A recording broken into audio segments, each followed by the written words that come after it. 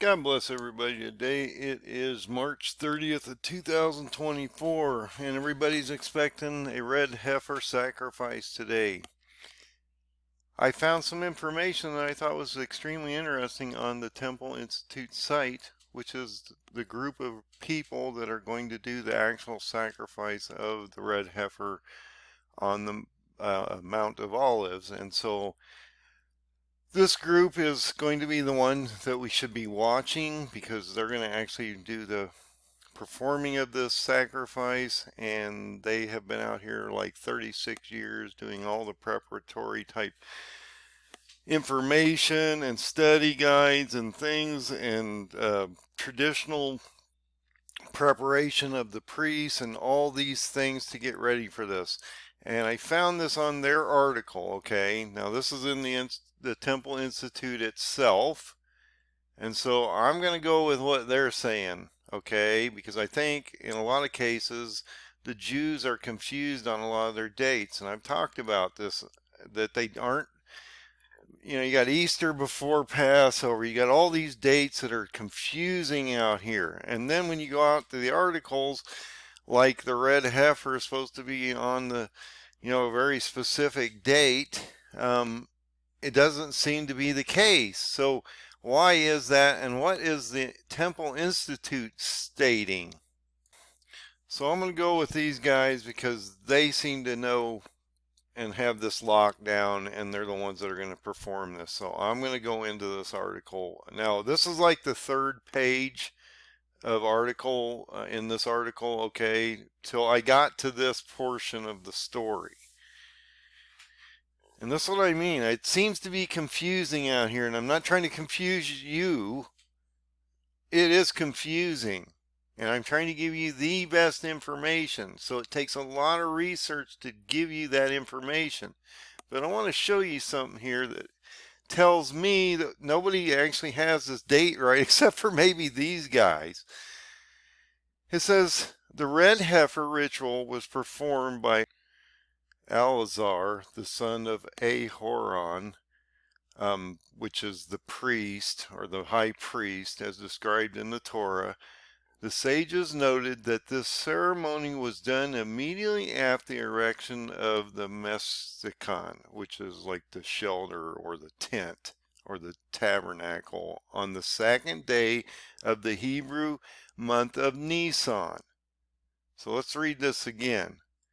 The ceremony was done immediately after the erection of the shelter or the tabernacle on the second day of the Hebrew month of Nisan in the second year following the exodus of Egypt. The preparation of the red heifer on this date enabled ample time for all nations of Israel to become pure in the time to bring the Passover offering 2 weeks later. Then it says something real interesting. There is no additional mention in the Bible of another red heifer being prepared. So there's only one. And they say that happens on the second day of Nisan, which would be what? Well, if you go to the Jewish calendars, it's actually April 10th. So you can see that on this calendar. This is Nisan 2. April 10th. Well, why is that important? Because that's the end of Ramadan, okay? So Ramadan would end around April 10th to 11th, okay? So you got a lot coalescing around April 8th through the 10th or 11th here. And so this is extremely important, but I think we're missing this timing of the red heifer sacrifice and when it truly has to be done. And I think the Temple Institute's done what's necessary to do the research here. And when they're also indicating that through their research, which has got to be enormous, more than I can imagine, and I've done a lot of research in my day, that there is no mention of any other red heifer being prepared at any other time in the whole period of the end of the first temple, okay?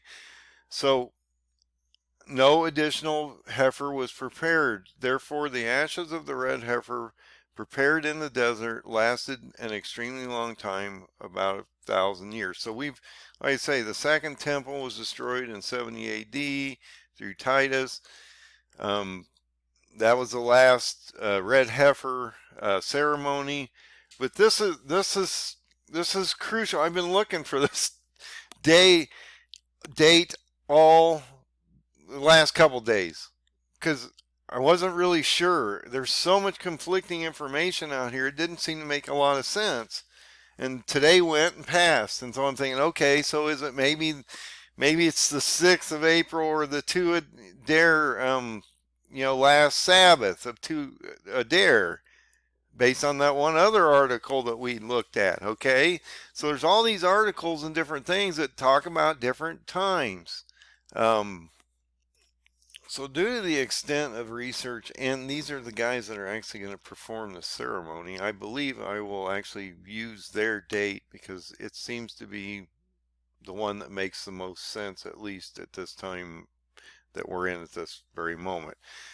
So you have a potential sacrifice on the second day of the month of Nisan. Nisan 1 is April 8th to 9th. You've got Ramadan ending from the 9th to the 11th. You've got the solar eclipse on the 8th. We got an ushering in of Antichrist between April 8th and April 20th. And so you've got a lot going on there, guys. And maybe, just maybe, this is the ushering in of Antichrist around this date. I did hear somebody make a comment earlier today when I was watching a video that this temple, this third temple being built, really is Antichrist's temple. I know that's going to be a shocker to some of you because it's on God's seat, okay? But you got the Al-Aqsa Mosque and the Rock of the Dome up there already, and so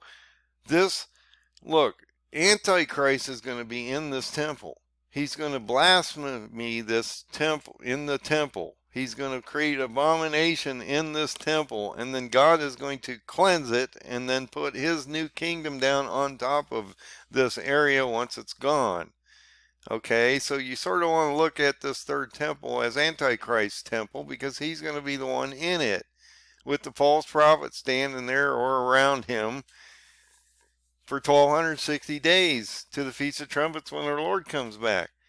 But this is extremely important that we lock this date down. That's why dates are so important. I stress on you guys all the time. You gotta find the right dates. And when you're doing this kind of research, there's no clear-cut stuff. Especially when you try to go from the Gregorian to these Jewish Hebrew calendars, it gets messy out here. But these guys are saying if they're going to do a sacrifice, they have to do it on the second day of the month of Nisan, which would be basically April 10th. At least on our calendar it is, which is the same date that Ramadan basically ends. Okay, guys, you understand what's going on here. Look at the correlations here. Look, he's telling us the devil comet coming through, the birthing canal of the eclipse. You got Satan getting ready to get thrown from heaven to earth. Look at the signs, guys. If you can't see them, I don't know what to tell you. This one's going to break on us so quickly, and no one is ready. Look, I know my dates are a little off, a couple days here and there and everything, but the paradigm is right, guys. I've been trying to explain this to you for a while. You're in the strong generation. We can't allow that generation to complete before all things have to happen. I've been trying to explain to you this for some time now. I'm pleading with you to get your oil in your lamp and get ready for this ride because it's going to get really rough out here. So God bless everybody. The red heifer thing is going to happen. It has to happen to bring in the third temple. But that's the temple that necessarily isn't going to be the one that we want brought back in because the Antichrist is going to be standing on it. So God bless and have a great night. watch April 10th. God bless.